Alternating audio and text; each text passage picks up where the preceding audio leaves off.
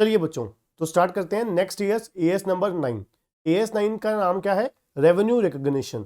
Revenue recognition deal किसके साथ करता है?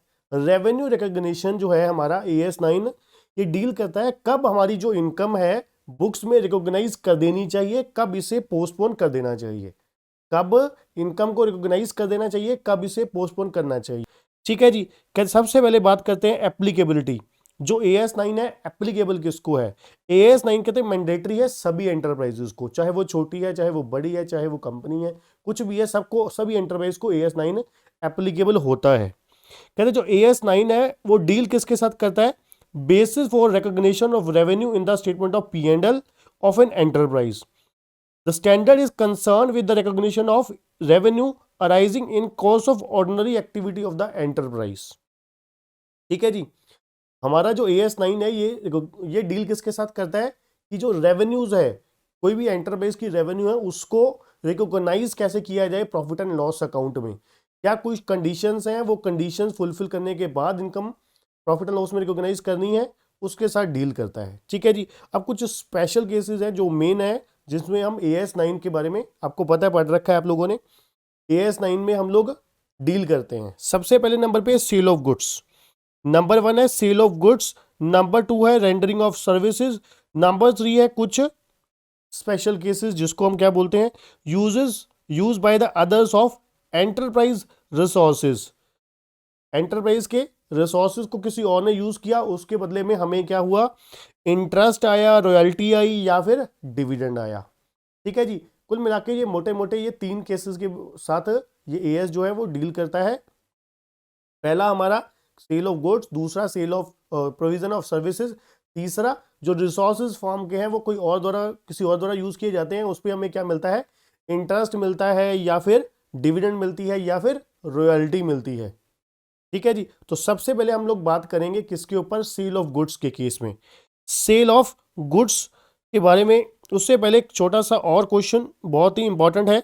ये आपको छोटा क्वेश्चन आ जाता है कई बार, एएस 9 डील किसके साथ नहीं करता? एएस 9 डील किसके साथ नहीं करता? एएस 9 डील नहीं करता revenue arising from the construction contract. आपको पता है जो रेवेन्यू अराइज होती है कंस्ट्रक्शन कॉन्ट्रैक्ट के साथ, उसके साथ तो एएस 7 बना हुआ है, उसके लिए स्पेशल एएस 7 बना हुआ है। तो हम क्यों यहाँ पर एएस 9 लेकर आएंगे? इसलिए जो रेवेन्यू राइज होती है कॉन्ट्रैक्ट से, कंस्ट्रक्शन कॉन्ट्रैक्ट से, वहां पर एएस 9 एप्लीकेबल नहीं होता।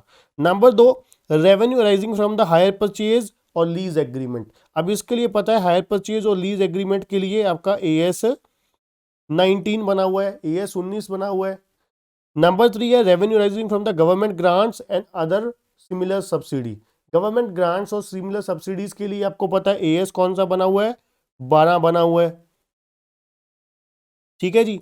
Number 4, revenue of insurance company arising from the insurance contract. ठीक है जी। इंश्योरेंस कॉन्ट्रैक्ट के केस में भी ये हमारा एएस एप्लीकेबल नहीं होता। क्यों नहीं होता? वो कुछ स्पेशल टाइप ऑफ केसेस होते हैं वहां पे इंश्योरेंस कॉन्ट्रैक्ट में। ठीक है जी। वहां पर जो रेवेन्यू रिकॉग्नाइज होगी, जो इंश्योरेंस कॉन्ट्रैक्ट, इंश्योरेंस लॉ होता है हमारा, इंश्योरेंस रेगुलेशन एक्ट, या फिर इंश्योरेंस आईआरडी होती है, इंश्योरेंस रेगुलेटरी डेवलपमेंट अथॉरिटी, इन दोनों को मिला के प्लस कंपनी की जो अपनी अकाउंटिंग पॉलिसी होती है उसके अकॉर्डिंग कंपनी की जो इंश्योरेंस कॉन्ट्रैक्ट से इनकम है वो रिकॉग्नाइज की जाती है। अब देखा जाए कुल मिला के एएस 9 डील किसके साथ नहीं करता? एएस 9 नंबर 1 कंस्ट्रक्शन कॉन्ट्रैक्ट के साथ डील नहीं करता, जो एएस 7 में कवर होता है। ठीक है। नंबर 2, हायर परचेज या लीज एग्रीमेंट के केस में, जहां पर एएस 19 आता है। तीसरे नंबर पे गवर्नमेंट ग्रांट्स और सब्सिडी के साथ डील नहीं करता, क्योंकि वहां पर एएस 12 आता है। और चौथे और लास्ट नंबर पर एएस 9 जो है कौन से के साथ डील नहीं करता? इंश्योरेंस कॉन्ट्रैक्ट के साथ, क्योंकि इंश्योरेंस कॉन्ट्रैक्ट एक स्पेशल केसेस है। इंश्योरेंस कंपनी के केस में इंश्योरेंस कॉन्ट्रैक्ट जो होते हैं वो रेवेन्यू रिकॉग्नाइज, मैंने बताया आपको किस तरीके से करते हैं। ठीक है जी। ये आ गया जी हमारा एएस 9 डील किसके साथ नहीं करता। अब आते हैं जो सबसे इंपॉर्टेंट और सबसे मेन जो एग्जाम में आता है, sale of goods. Sale of goods के केस में हम लोग इनकम रिकॉग्नाइज, मतलब सेल आप कब बुक्स में एज एन इनकम रिकॉग्नाइज करते हो, कब नहीं करते। ठीक है जी, कहते हैं revenue arising from the sale transaction should be recognise when requirement as to the performance set out in below paragraph are satisfied provided that at the time of performance it is not unreasonable to expected the ultimate collection. मैं आपको simple सी बात बताता हूं कि अगर आप ये 4 शर्तें पूरी कर देते हो, सेल ऑफ गुड्स के केस में ये 4 शर्तें पूरी कर देते हो, फिर आप रेवेन्यू रिकॉग्नाइज कर सकते हो, अदरवाइज नहीं कर सकते। अब वो 4 शर्तें क्या हैं? पहली शर्त होती है, पहली कंडीशन होती है, हमारी गुड्स जो है सेल की गई है सेलर द्वारा बायर को। The seller of the goods has transfer to the buyer property in goods for a price. Seller ने गुड्स क्या की है? ट्रांसफर की है। इसके लिए प्राइस के लिए सेलर ने गुड्स सेल करी है बायर को, इसके लिए for a consideration that is price. Number 2, all the risk and reward of ownership has been transfer to the buyer. ठीक है जी, जो भी सिग्निफिकेंट रिस्क एंड रिवॉर्ड थे, risk and reward relating to the ownership थे, वो risk and reward पास कर दिए गए हैं सेलर से बायर को। ठीक है जी। Number 3, seller retains no effective control of the goods transferred to the a degree usually associated with the ownership। मतलब सेलर के पास कोई इफेक्टिव कंट्रोल नहीं है। ठीक है जी। Number 4, no significant uncertainty exist regarding the amount of consideration that will be drive from the sale of goods. ठीक है जी। अब देखिए सिंपल सी बात है, सबसे पहले नंबर पे सेलर ने गुड्स सेल कर दिया है बायर को। नंबर 2, गुड्स पासिस कर दी गई है, मतलब जो कंट्रोल है, पोजेशन है, गुड्स का कंट्रोल है, ट्रांसफर कर दिया गया है सेलर से बायर को। नंबर 3, जो रिस्क एंड रिवॉर्ड है in relation to the ownership, वो ट्रांसफर कर दिए गए हैं सेलर टू द बायर। चौथा और लास्ट सबसे इंपॉर्टेंट है, there is no significant uncertainty regarding collection of revenue. किसी तरीके की कोई सिग्निफिकेंट अनसर्टेनिटी नहीं है कि पैसे हमें नहीं आएंगे। गुड्स सेल कर दी गई seller to the buyer, goods transfer कर दी गई सेलर टू द बायर, मतलब कंट्रोल ट्रांसफर कर दिए गए seller to buyer. Number 3, risk and reward सभी ऑनरशिप के साथ जुड़े हुए जो हैं वो ट्रांसफर कर दिए गए सेलर टू द बायर। और नंबर 4, पेमेंट की कोई अनसर्टेनिटी नहीं है, पूरी उम्मीद है कि पैसे आ जाएंगे। तो फिर जब ये चारों शर्तें पूरी, क्यूमुलेटिवली देखना है, इंडिविजुअली नहीं देखना, जब ये चारों शर्तें पूरी हो जाएंगी तब हम goods as an income, sale जो है एज एन इनकम बुक्स में रिकॉग्नाइज कर देंगे। That's it. ये सिंपल सी 4 कंडीशन है। जब भी आपको कोई केस आता है आपको सबसे पहले ये 4 शर्तें देखनी है। ठीक है जी, ये हो गया जी सेल ऑफ गुड्स के केस में। अब चलते हैं सर्विसेज के केस में। सर्विसेज के केस में आपको पता है सर्विसेज जो होती है वो 2 टाइप की होती है। अब मान लीजिए एक जो इमीडिएट थोड़े समय में ही सर्विस जो है कंप्लीट हो गई। ठीक है। एक होता है जो लंबा समय लेती है, लॉन्ग पीरियड ऑफ टाइम लेती है। ठीक है। इसलिए सर्विसेज के केस में जो रेवेन्यू रिकॉग्नाइज करने का मेथड है वो 2 है। ठीक है जी। रेवेन्यू रिकॉग्नाइज किया जाता है सर्विसेज के केस में, एक प्रोपोर्शनेट कंप्लीशन मेथड के अकॉर्डिंग, दूसरा कंप्लीटेड सर्विस मेथड। ठीक है जी, कंप्लीटेड सर्विस कॉन्ट्रैक्ट मेथड। अब पहले हम बात करेंगे, आपने मेरे साथ सर्विस कॉन्ट्रैक्ट किया, मैंने आपको सर्विस दी, थोड़े समय में 10 दिन में, 5 दिन में, 15 दिन में, महीने में कंप्लीट हो गई। ठीक है जी। इस केस में रेवेन्यू रिकॉग्नाइज कब हो जाएगी P&L अकाउंट में? Only when the rendering of service under a contract is completed और सब्सटेंशियली कंप्लीटेड। मतलब कंप्लीट सर्विस कॉन्ट्रैक्ट मेथड के केस में रेवेन्यू रिकॉग्नाइज P&L अकाउंट में कब होगी?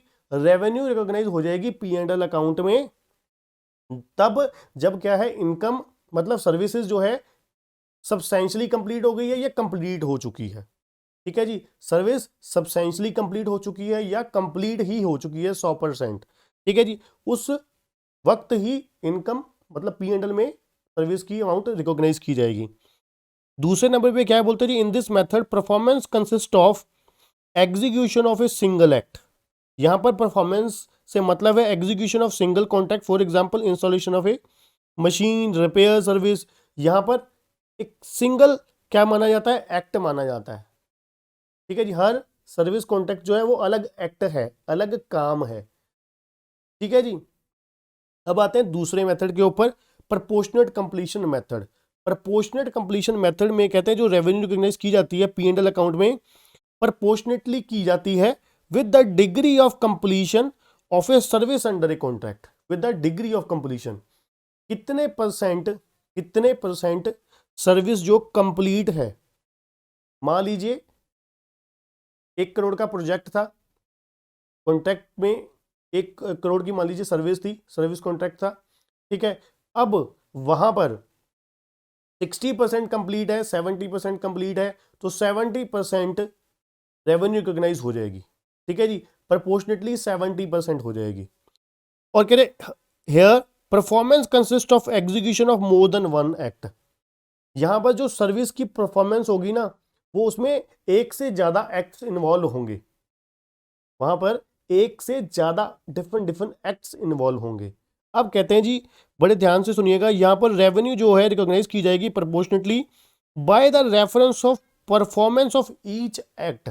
मतलब क्या है, यहां पर हर एक्ट को सेपरेटली ट्रीट किया जाएगा। मान लीजिए एक कॉन्ट्रैक्ट में 4 एक्ट्स हैं, ठीक है जी, 2 एक्ट्स हैं, एक 80% कंप्लीट हो चुका है, एक 50% कंप्लीट हो चुका है, ठीक है जी, 4 एक्ट्स हैं इक्वली, तो एक कॉन्ट्रैक्ट 80% कंप्लीट हो चुका है, एक एक्ट 50% कंप्लीट हो चुका है, तो उसके हिसाब से प्रपोर्शनेटली 80% यहाँ की एक्ट 1 की और 50% एक्ट 2 की इनकम जो है रिकॉग्नाइज कर दी जाएगी प्रॉफिट एंड लॉस अकाउंट में, ठीक है जी, सर्विस प्रोवाइडर के बुक्स ऑफ अकाउंट्स में। सिंपल है जी। और लास्ट है revenue is recognise when sale और final act take place and the service become chargeable, ठीक है जी। रेवेन्यू रिकॉग्नाइज कब होगी, जब सोल और final act take place and the service become chargeable, जब सर्विस चार्जेबल हो जाएगी, ठीक है जी। तो मतलब कुल मिला के क्या हुआ, एक हमारा क्या है कंप्लीशन, एक है प्रपोर्शनेटली। कंप्लीशन के केस में सर्विस चार्जेबल हो जाएगी, सर्विस तो अपना credit to the P&L account हो जाएगी, किस बेसिस पर, जब एक्ट कंप्लीट हो जाएगा या सब्सटेंशियली कंप्लीट हो जाएगा, एक्ट जब कंप्लीट हो जाएगा या सब्सटेंशियली कंप्लीट हो जाएगा। और प्रपोर्शनेट के केस में जो हर एक्ट है सेपरेटली ट्रीट किया जाएगा, हर एक्ट सेपरेटली ट्रीट किया जाएगा, और उस एक्ट की जितने प्रपोर्शनेट कंप्लीशन हो चुकी है उतने प्रपोर्शनेट क्या हो जाएगा, वो क्रेडिट टू द P&L हो जाएगा, ठीक है जी। प्रपोर्शनेटली जो है चार्ज टू द P&L मतलब क्रेडिट टू द P&L हो जाएगी, ठीक है जी। अब कंडीशंस सबसे मेन, अब ये तो हो गया जी किस बेसिस पर इनकम रिकॉग्नाइज होगी। अब देखिए सर्विसेज जो मान लीजिए कॉन्ट्रैक्ट कंप्लीशन मेथड के केस में है मान लीजिए, तो वहां पर कुछ कंडीशंस हैं, बिल्कुल है। कंडीशन क्या है, रेवेन्यू फ्रॉम द सेल और service transaction should be recognise when the service is performed provided that at the time of performance it is not unreasonable to expect the ultimate collection. मतलब condition number जो 4 cell of goods में थी वो जहां पर भी continue रहेगी कि हमें रिजनेबल एक्सपेक्टेशन है, मतलब there is no significant uncertainty regarding collection of revenue. यहां पर भी वही शर्त कंटिन्यू रहेगी कि जो सिग्निफिकेंट अनसर्टेनिटी नहीं है कलेक्शन ऑफ रेवेन्यू के रिगार्डिंग, मतलब हमें पूरी उम्मीद है कि पैसे आ जाएंगे, ठीक है जी। If at the time of raising of any claim it is unreasonable to expect the ultimate collection, revenue क्या कर दी जाएगी, पोस्टपोन कर दी जाएगी। मतलब कुल मिला के आप simple in short in case of service आप क्या कह सकते हो, पहला अगर सर्विस प्रोवाइड कर दी गई है seller to provider to the receiver, ठीक है जी, अगर कंप्लीट प्रोवाइड कर दी गई है तो कंप्लीट प्रोपोर्शनल मेथड के कंप्लीशन मेथड के अकॉर्डिंग लग जाएगा, वहां पे क्या हो जाएगा, ठीक है। और कंडीशन क्या है, हमारे पास कोई सिग्निफिकेंट अनसर्टेनिटी नहीं है रिगार्डिंग कलेक्शन ऑफ रेवेन्यू, ठीक है जी। और अगर प्रोपोर्शनेट कंप्लीशन मेथड के अकॉर्डिंग लगानी है, मतलब वो कब लगानी है, जब क्या है एक से ज्यादा एक्ट्स इन्वॉल्व है और टाइम पीरियड ज्यादा इन्वॉल्व होता है, ठीक है, लॉन्ग पीरियड ऑफ टाइम के लिए सर्विस कॉन्ट्रैक्ट है हमारा, तो उस केस में प्रोपोर्शनेट कंप्लीशन मेथड के अकॉर्डिंग सर्विस जो है क्रेडिटेड हो जाएगी P&L को, ठीक है जी। कंडीशन वही रहेगी, अल्टीमेट कलेक्शन जो है हमारी होने की पूरी चांसेस हैं, ठीक है जी। चलिए ये हो गया हमारा गुड्स का भी सर्विस का भी। अब एक जो सबसे मेन हमारा case income from the other sources जैसे कि इंटरेस्ट, रॉयल्टी और डिविडेंड, स्पेशल केसेस हमारे, इनके ऊपर स्पेशली केस स्टडी आ जाता है। 5 नंबर का जो क्वेश्चन बनता है इंटरेस्ट के ऊपर बताइए, रॉयल्टी के ऊपर, डिविडेंड के ऊपर, ठीक है जी। तो पहला इंटरेस्ट, इनमें सभी में आपको एक एक कीवर्ड आपको याद रखना है, ठीक है, वो मैं आपको हाईलाइट करवा देता हूँ। इंटरेस्ट के केस में इंटरेस्ट किस लिए होता है? इंटरेस्ट हम लोगों को क्यों मिल रहा है? क्योंकि हमारे जो रिसोर्सेज है किसी और एंटरप्राइज द्वारा यूज किए जा रहे हैं, ब्याज इसलिए मिलता है ना हमें। कहते हैं इंटरेस्ट हम लोग चार्ज करते हैं किस लिए? यूज ऑफ कैश रिसोर्सेज के लिए, जो क्या अमाउंट ड्यू किसको था? एंटरप्राइज को, मतलब हमारे को था। अब यहां पर जो रेवेन्यू रिकॉग्नाइज की जाती है किस बेसिस पर की जाती है? रेवेन्यू रिकॉग्नाइज की जाती है टाइम प्रपोर्शन बेसिस पर। इसको आप हाईलाइट कर लीजिए, ठीक है जी। टाइम प्रपोर्शन बेसिस पर इंटरेस्ट जो होगा क्रेडिटेड होगा P&L पे। मान लीजिए आपने 1 अगस्त को, 1 अगस्त 2020 को आपने क्या है, एक FD करवाई है, ठीक है। अब 1 अगस्त से लेकर 31 मार्च तक, ठीक है जी, 1 अगस्त से लेकर 31 मार्च तक कितने मंथ होते हैं जी? अगस्त, सितंबर, अक्टूबर, नवंबर, दिसंबर, 5 ये हो गए और 3 अगले, 8 महीने हो गए। तो 8 महीने का जो इंटरेस्ट है क्रेडिट टू द P&L हो जाएगा। 8 मंथ्स का interest credit to the P&L हो जाएगा on the basis of time proportionate basis, ठीक है जी। इंटरेस्ट के केस में इनकम रिकॉग्नाइज होगी P&L में ऑन टाइम प्रोपोर्शनेट बेसिस पर, करेक्ट है। चलिए जी, नंबर 2, रॉयल्टी। रॉयल्टी के केस में रेवेन्यू किस बेसिस पर क्रेडिटेड होगी P&L में? कहते रेवेन्यू जो रॉयल्टी के केस में है किस लिए है? हम लोग यूज कर रहे हैं, मतलब हमारी जो एसेट्स है, पेटेंट्स है, ठीक है, ट्रेडमार्क्स है, कॉपीराइट्स है, इसलिए हमें रॉयल्टी मिलती है ना, इन चीज़ों के लिए यूज कर रहे हैं। तो रेवेन्यू रिकॉग्नाइज होगी किस बेसिस पर? एक्रूअल बेसिस पर। Accrual basis in accordance with the terms of the relevant agreement. Accrual basis पर प्लस, एक्रूअल बेसिस पर प्लस जो हमारी टर्म्स एंड कंडीशंस हैं इसकी, एग्रीमेंट की, लीज एग्रीमेंट की, जो भी रॉयल्टी के लिए जो भी हमारी एग्रीमेंट्स टर्म्स एंड कंडीशन बनी है उसके अकॉर्डिंग P&L को क्रेडिटेड होंगी, ठीक है जी। तीसरा और लास्ट है डिविडेंड। डिविडेंड के केस में रेवेन्यू रिकॉग्नाइज कब होगी? Revenue is recognise when the owner's right to receive payment is establish. जब ऑनर के पास right to receive dividend establish हो जाता है। अब ऑनर के पास right to receive dividend establish कब होता है? जब कंपनी द्वारा डिविडेंड डिक्लेयर कर दिया जाता है। Right to receive dividend establish कब होता है? जब डिविडेंड कंपनी द्वारा डिक्लेयर कर दिया जाता है, ठीक है ना। तो इसका मतलब क्या हुआ? सिंपल, इंटरेस्ट के केस में, इंटरेस्ट के केस में हम लोग रेवेन्यू रिकॉग्नाइज करते हैं किस बेसिस पर? टाइम प्रोपोर्शनेट बेसिस पर, टाइम प्रोपोर्शनेट बेसिस पर, ठीक है। दूसरा रॉयल्टी, रॉयल्टी के केस में रेवेन्यू रिकॉग्नाइज किस बेसिस पर करते हैं? एक्रूअल बेसिस पर प्लस जो भी टर्म्स एंड कंडीशंस हैं किसकी? एग्रीमेंट की, ठीक है जी। और तीसरा और लास्ट सबसे इंपॉर्टेंट डिविडेंड। डिविडेंड क्या होता है? शेयर के ऊपर हमें इनकम जो मिल रही है, कंपनी द्वारा अर्निंग दी जा रही है शेयर के ऊपर, उसको हम लोग क्या बोलते हैं? डिविडेंड। अब डिविडेंड के केस में हमने जो किसी कंपनी के शेयर परचेज कर रखे हैं वहां पर हम लोग वो डिविडेंड जो मिलेगा उसको हम एज एन इनकम कब रिकॉग्नाइज कर सकते हैं? उसको हम एज एन इनकम रिकॉग्नाइज तब कर सकते हैं जब right to receive dividend establish हो जाएगा। When right to receive dividend is establish. अब right to receive dividend establish कब होगा? जब कंपनी डिक्लेयर करेगी डिविडेंड, दैट्स इट, ठीक है जी। ये हमारे तीनों केसेस हो गए, पहला सेल ऑफ गुड्स का, दूसरा सेल ऑफ सर्विस का, तीसरा जो हमारे स्पेशल केसेस हैं रेंट, रॉयल्टी और डिविडेंड, ठीक है जी। इंटरेस्ट, रॉयल्टी और डिविडेंड। अब लास्ट है जी, इसके बाद हमारा एएस डन हो जाएगा। एक क्वेश्चन करेंगे, effect of uncertainty on revenue recognition.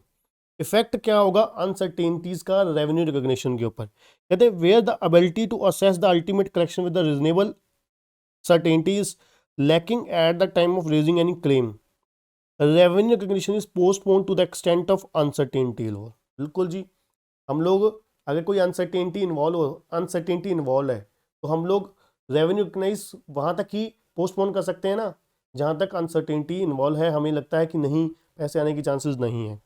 when the uncertainty relating to the collectibility arising subsequent at the time of sale or the rendering of service, it is more appropriate to make a separate provision to reflect the uncertainty rather than to adjust the amount of revenue in the originally recorded. मतलब क्या है, आपको service provide करने के बाद में पता लगा है, या सेल ऑफ गुड्स करने के बाद में पता लगा है कि यहां पर अनसर्टेनिटी अराइज हो गई है, तो फिर कहते हैं सेल में एडजस्टमेंट करने की बजाय आप उसको क्या करें, उसके अगेंस्ट प्रोविजन क्रिएट कर दें। जैसे कि आपको पता है हम लोग provision for bad debt create कर देते हैं। वो क्यों कर देते हैं? क्योंकि हमें क्या हो जाता है, खबर लग जाती है कि अनसर्टेनिटी है यहां पर करेक्शन की। ठीक है जी। An essential criteria for the recognition of revenue is that consideration receivable for the sale of goods, renting of services और from the other of enterprise resources is reasonably determinable. When such consideration is not determinable within the reasonable limits, the revenue recognition is postponed. मतलब कुल मिला के आप crux क्या कह सकते हो, वही लाइन, लास्ट वाली line, number 4 line sale of goods वाली। अगर आपके पास कोई सिग्निफिकेंट अनसर्टेनिटी है, if there is a significant uncertainty regarding correction of revenue, ठीक है, तो आपको रेवेन्यू पोस्टपोन, इनकम रिकॉग्नाइज करने से पोस्टपोन कर देनी चाहिए। ठीक है, जितना भी पोर्शन आपको अनसर्टेनिटी लगती है। अगर आपको सेल ऑफ गुड्स या प्रोविजन ऑफ सर्विस के बाद पता लगा है, ठीक है, कि यहाँ पर अनसर्टेनिटी के बारे में, फिर कहते हैं प्रोविजन क्रिएट कर दो rather than sale of goods को एडजस्ट या सेल ऑफ सर्विस को एडजस्ट करने की बजाय। ठीक है जी। अब ये हमारा कुल मिला के AS 9 हुआ, जिसमें हम लोगों ने क्या क्या किया, सेल ऑफ गुड्स का किया। ठीक है जी। AS 9 एप्लीकेबल किसको नहीं होता, एप्लीकेबल किसको है, सभी एंटरप्राइजेस को एप्लीकेबल है, किसको एप्लीकेबल नहीं है। 4 केसेस में है, AS 12 में, AS 7 में, AS 19 में और इंश्योरेंस कॉन्ट्रैक्ट में। ठीक है जी। उसके बाद sale of goods, sale of goods के केस में था, गुड्स क्या है, सेल की गई है seller to the buyer. Number 2 क्या है, गुड्स पोजेशन जो है seller to the buyer transfer कर दी गई है। Ownership, risk and rewards transfer कर दिए गए हैं, और कोई सिग्निफिकेंट अनसर्टेनिटी नहीं है regarding collection of revenue. Service के केस में सिर्फ सर्विस प्रोवाइड की गई है, provided to the receiver, plus there is no significant uncertainty regarding collection of revenue. अब इसमें इनकम रिकॉग्नाइज करने के 2 मेथड थे, एक था कंप्लीशन मेथड, दूसरा था प्रोपोर्शनेट मेथड। कंप्लीशन मेथड में क्या था, जब सर्विस कंप्लीट हो जाएगी या सब्सटेंशियली कंप्लीट हो जाएगी तब इनकम रिकॉग्नाइज होगी इन द बुक्स। ठीक है। और प्रोपोर्शनेट कंप्लीशन में सिंगल एक्ट को सेपरेट ट्रीट किया जाएगा, और प्रोपोर्शनेट कंप्लीशन जितना भी होगा उतना रेवेन्यू रिकॉग्नाइज हो जाएगी। ठीक है जी। और इंटरेस्ट, रॉयल्टी और डिविडेंड के केस में, इंटरेस्ट के केस में टाइम प्रोपोर्शन बेसिस पे, रॉयल्टी के केस में accrual basis plus time proportion, और डिविडेंड के केस में when right to receive dividend is establish. ठीक है जी। अब एक क्वेश्चन करेंगे इसके साथ।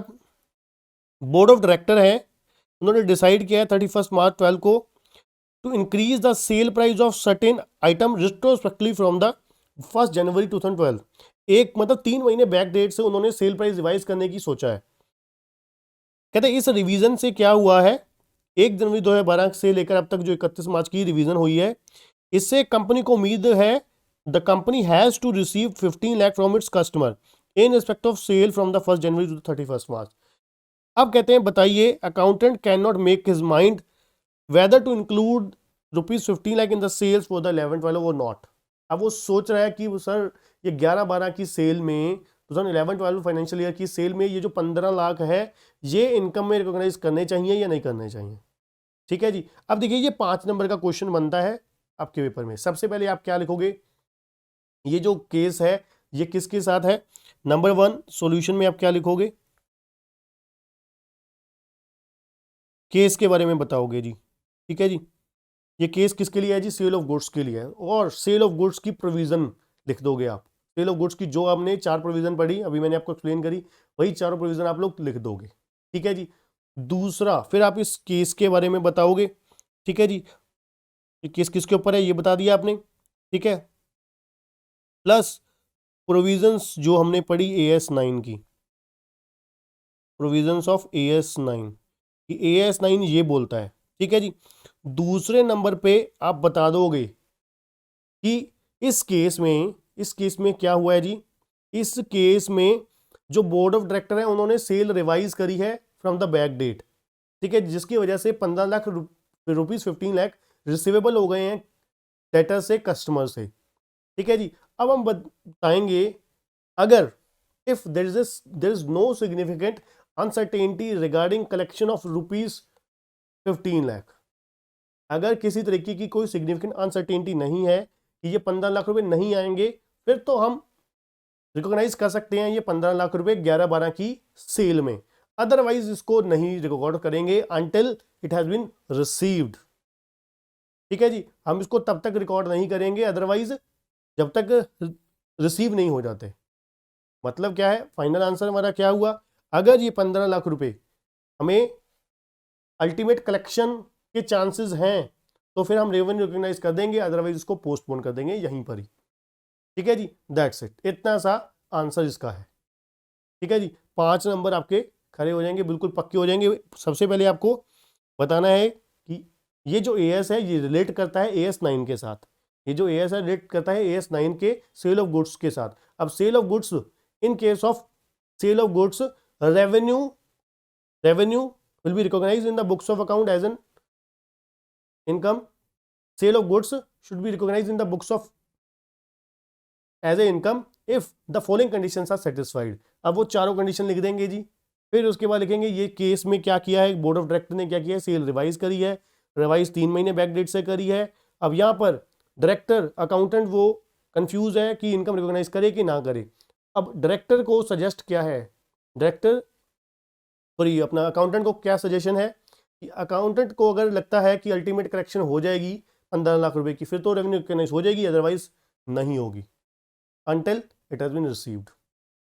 ठीक है जी, तो ये हो गया हमारा AS9 कंप्लीट। ठीक है जी, अब अगर तुम लोग नए हो तो सब्सक्राइब करो, वो जो लाल वाला बटन है उसके साथ स्कैम करो या फिर महफिल जमाओ, मुझे नहीं पता, बस क्लिक हो जाना चाहिए।